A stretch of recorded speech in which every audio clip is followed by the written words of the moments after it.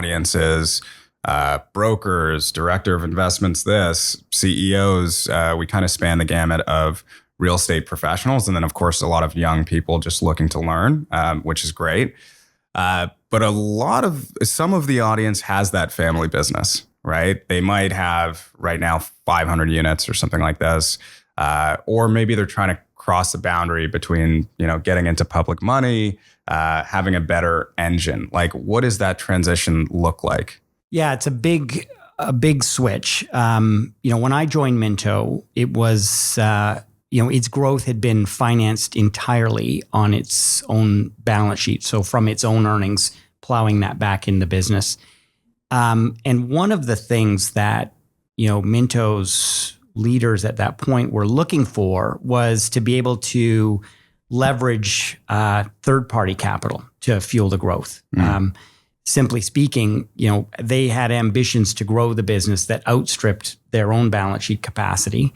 And so, one of the things I had a fair bit of experience in my pre-Minto days was raising institutional capital for development. And so, when I came in, we embarked on that process. And when you think about becoming a fiduciary for other people's money, that's a significant step. It's a change in mindset. Yes. You have to put your investors' interests before your own to be a true fiduciary. And it also means that you've got to have the building blocks in place to do that. And I'm talking about the plumbing behind reporting and budgeting and IT systems and a lot of that kind of stuff that underpins a successful platform.